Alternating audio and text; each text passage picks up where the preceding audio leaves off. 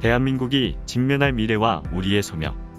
이 칼럼은 월드뷰 2021년 9월호에 실린 칼럼으로 트루스포럼 김은구 대표가 쓴 칼럼입니다.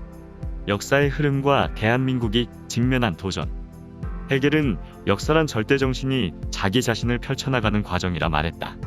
독실한 크리스찬인 그에게 절대정신은 곧 하나님이었고, 시작과 끝이 있는 종말론적 신앙관을 자신의 철학 안에 녹여냈다. 칼 마르크스는 헤겔을 인용하면서도 하나님을 지워버린 무신론적 종말사관을 제시했다. 인류 역사가 원시공산사회에서 노예제, 봉건제, 자본주의를 지나 결국에는 공산주의로 귀결한다는 변증법적 유물론에 기반한 역사발전론. 그는 이것이 과학이라 믿었다. 모든 사회의 역사는 계급투쟁의 역사이고, 역사발전에 발맞춰 인간의 본성은 진화한다고 믿었다. 그의 무신론적 종말신앙은 사회주의적으로 진화하지 못한 인간들을 향한 인간개조 교육과 재교육 수용소, 그리고 학살의 근거가 됐다. 1991년 12월 26일 마르크스를 신봉하며 건설된 사회주의 모국 소련이 붕괴했다. 프란시스 후쿠야마는 이를 보며 역사의 종결은 공산주의가 아닌 자유민주주의와 시장경제의 승리라고 선언했다. 하지만 역사는 그렇게 끝나지 않았다. 2001년 알카에다의 테러로 미국 쌍둥이 빌딩이 무너지면서 기독교와 이슬람 문명의 충돌이 세계사를 이끌어갈 것이라는 사무엘 헌팅턴의 주장이 주목을 받았다. 그리고 마르크스의 유령은 여전히 소멸되지 않았고 다양한 형태로 진화해 생존했다. 많은 사람이 외면하고 있지만 사회주의 국가 중국과 베트남의 경제발전 모델은 여전히 마르크스가 제시한 역사발전론에 뿌리를 두고 있다. 사회주의의 미련을 버리지 못한 이들은 중국을 자본주의의 대안으로 찬양한다. 중국의 부상은 냉전 시대를 지배한 전통적인 힘의 정치를 다시 부각시켰다. 100여 년 전 해양을 장악하는 국가가 세계를 지배한다고 지적한 미국의 전략지정학자 알프레드 마한에게 가장 관심을 쏟고 있는 것이 바로 중국이다. 대한민국이 직면할 미래는 절대 녹록지 않다. 지정학적으로 대한민국은 세계에서 가장 불행한 자리에 위치해 있다 해도 과언이 아니다. 세계사를 뒤흔들고 있는 중국과 일본, 러시아가 인접해 있다. 일본이 대륙으로 진출할 땐 한반도를 지나야 했고, 그 반대도 마찬가지다. 극동 지역에 부동항을 확보하려던 소련의 희생양이 된 것이 바로 한반도 분단의 역사다. 인류의 근현대사를 이끌어온 서로 다른 이념의 가장 치열한 전투가 한민족 안에서 벌어졌다. 그러하기에 대한민국의 역사는 상처투성이다. 저명한 미래학자 조지 프리드먼도 대한민국의 지정학적 불행을 지적했다. 하지만 그는 중국의 성장이 둔화되고 내부적인 문제가 증폭될 경우 미국과 함께 협력해 동북아의 강국으로 부상할 것이며 만주 지역에서 새로운 기회를 엿볼 수 있을 것이라 예견했다. 가슴 설레는 미래다. 하지만 장밋빛 예견에 취해 있기에는 대한민국의 상황이 절대 만만치 않다. 중국은 신장 위구르, 티벳을 중국 역사에 편입시키기 위한 서북공정과 서남공정을 마치고 동북공정을 진행 중이다. 동북공정의 칼끝은 한반도를 향한다. 김치와 한복, 태권도가 중국의 것이라는 어처구니 없는 주장도 그 일환이다. 이런 어이없는 주장에 제대로 대응하지도 못하면서 중국몽을 따르겠다는 사람들이 정치권에 득실거리는 것이 지금 한국의 슬픈 현실이다. 2012년 미국 정치학자 아론 프리드버그는 중국이 한반도와 호주를 이용해 패권을 추구할 것이라 예견했다. 중국의 은밀한 침투를 깨닫고 이에 적극적으로 대응하는 호주에 비해 한국에는 자멸적인 침묵이 흐르고 있다. 호주에 대한 중국의 조용한 침공을 면밀히 분석해 호주 사회의 경종을 울리고 있는 클라이브 해밀턴은 한국 상황에 심각한 우려를 표하고 있다. 에드워드 루트와크, 로버트 카플란 같은 미국의 군사전략 전문가들은 이미 오래전 한국을 친중 국가로 분류해 두고 있다. 중화사상과 천황주의. 중국의 팽창 이면에는 중국식 사회주의인 마오이즘과 중화사상이 강하게 자리 잡고 있다. 스탈린이 갑자기 사망한 후 프루쇼프가 이끈 소련에서는 스탈린 격하 운동이 진행됐다. 스탈린의 독재 체제를 모방한 마오는 마르크스 레닌주의와 스탈린 독재 체제를 지지하면서도 프루쇼프의 소련과는 분리된 독자적인 사회주의 모델이 필요했고, 중국식 사회주의 마오이즘은 그렇게 형성됐다. 마오는 유교를 부정했다. 하지만 마오이즘은 중화사상과 맞물려 유학을 차용해 발전했다. 1987년 등소평은 개혁개방을 진행하며 온포사회, 소강사회, 대동사회의 3단계 발전 목표를 제시했다. 온포사회란 기본적인 의식주를 해결한 사회를, 소강사회는 불완전하지만 온포사회에서 더 나아가 삶의 질이 보장되는 사회를, 대동사회는 큰 덕이 실현된 이상적인 유토피아를 말한다. 대동사회, 소강사회는 공자의 얘기에 나오는 표현이다. 그는 대도가 행해진 유교적 이상사회를 대동사회라 칭했다. 그리고 대동사회에는 못 미치지만 이기심과 예의에 기반을 두고 돌아가는 어느 정도 안정된 사회를 소강사회라고 했다. 마르크스의 역사발전론에 따르면 자본주의는 자체적인 모순으로 붕괴하고 공산주의가 도래하게 된다.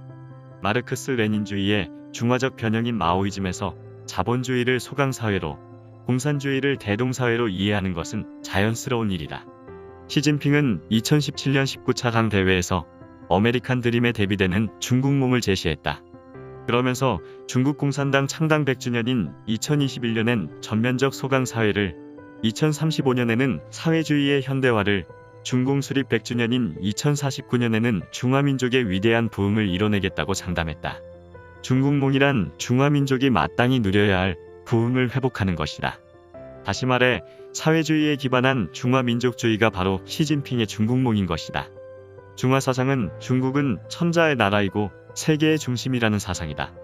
중국만이 하늘의 선택을 받은 중심이며 한족을 제외한 모든 변방은 오랑캐고 중국을 모셔야 한다는 수직적 위계질서를 강제한다. 최근 중국 외교부는 공식적인 성명에서 조공관계를 전제한 표현을 서슴없이 사용하고 있다.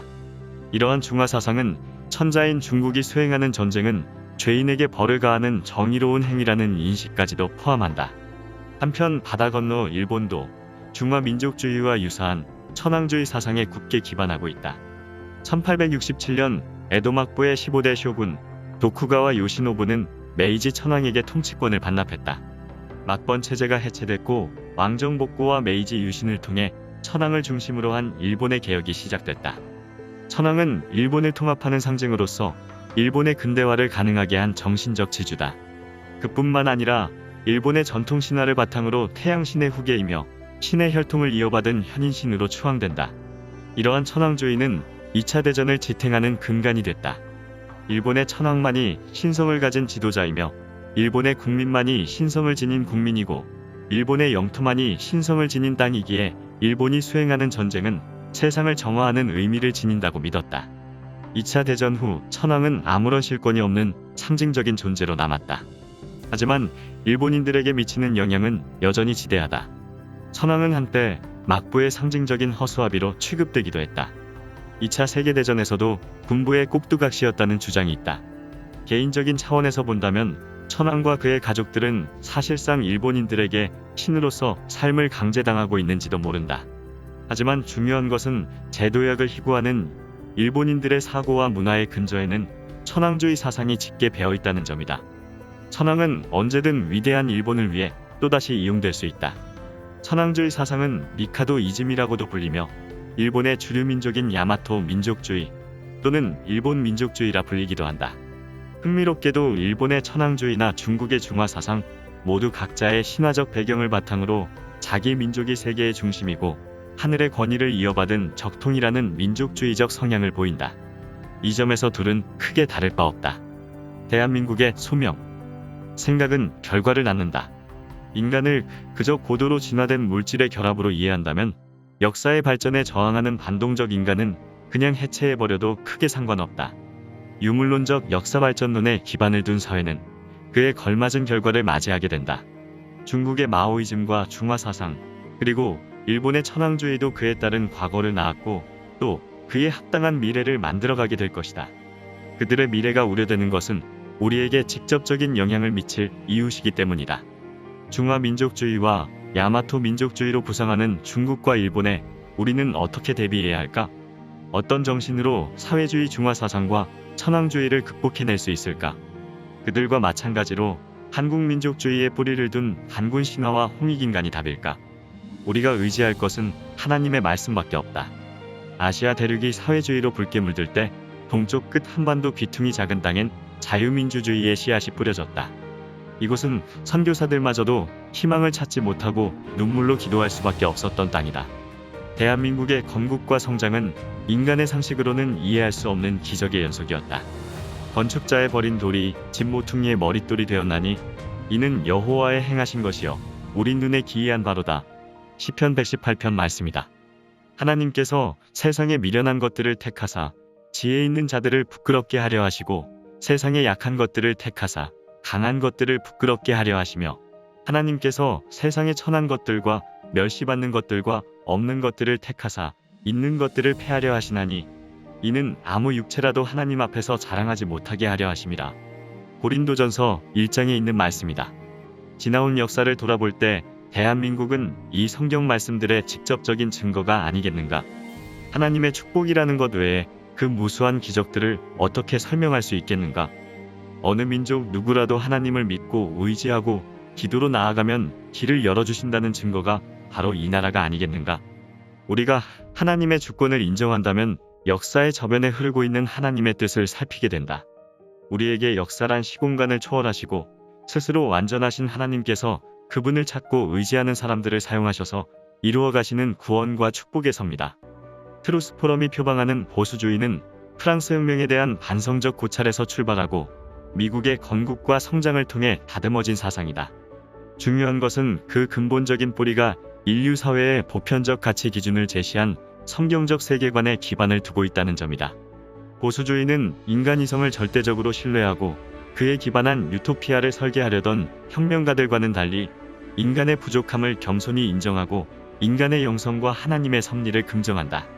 하나님의 형상대로 창조된 인간의 존엄과 책임 있는 자유, 거짓을 떠난 진실의 가치가 바로 보수주의의 본질적인 가치이고 이를 수호하는 것이 바로 보수주의의 핵심이다. 자유민주주의와 시장경제도 이 본질적 가치 위에서 세워졌다. 그리고 대한민국도 그렇게 시작했다. 지금 우리는 이승만 대통령을 비롯해 눈물의 기도로 이 땅에 씨앗을 뿌린 선배들에게 응답하신 하나님의 축복의 열매를 누리고 있다. 대한민국의 희망은 이것밖에 없다. 더 나아가 흔들리고 있는 미국과 괴물로 변해가는 중국을 건강하게 회복하는 길도 이것밖에 없다. 대한민국에는 서로 공존할 수 없는 두 개의 인식 틀이 존재한다. 하나는 이 나라가 하나님의 축복 가운데 기적처럼 세워지고 성장한 나라라는 인식이다. 다른 하나는 대한민국이 친일파가 미국에 빌부터 세운 부정한 나라고 정의가 패배한 불의가 득세한 나라라는 생각이다. 기만적인 사회주의적 환상과 북한이 설계한 좌익 민족주의 사관에 빠져있는 줄도 모르고 너무나도 쉽게 선동되는 사람들을 볼 때 두려운 마음이 든다. 디지털 권력이 남용되고 있는 현실과 막강한 경제적 성장을 바탕으로 마오이즘과 중화사상에 뿌리내린 속내를 여과 없이 드러내는 중국을 볼 때, 그리고 무엇보다도 이런 위태로운 상황에도 불구하고 아무런 인식 없이 그저 자신의 성공을 위해 일상을 살아가는 사람을 보는 것이 정말 두렵다. 하지만 대한민국은 시작부터 무신론적 유물론의 토대를 둔 혁명적 사회주의, 즉 공산주의라는 거짓된 사상과 싸워 이겨 세워진 나라다. 한강의 기적도 복지국가를 표방하는 사회민주주의의 근본적인 문제점을 간파한 자조정신을 통해 이룩한 것이다. 대한민국의 건국과 성장은 마르크스의 유령과 싸움의 연속이었다. 단단한 싸움은 결코 아니다. 하지만 대한민국의 시작과 성장이 그러했듯이 이 싸움에서 싸워 이기고 하나님의 살아계심을 세상 가운데 드러내는 것이 대한민국의 사명이고 또 운명일 것이다. 대한민국의 청년들이 우리를 미혹하는 거짓과 분노의 역사를 종결하고 우리가 직면한 세계사적 동력을 지혜롭게 극복해내기를, 우리의 미래를 주도적으로 열어가게 되기를 간절히 소망한다. 선배들의 눈물 어린 헌신과 희생에 다시 한번 감사드리고 세계 속에 우뚝 서게 될 자유통일 대한민국을 기대하며 글을 마친다.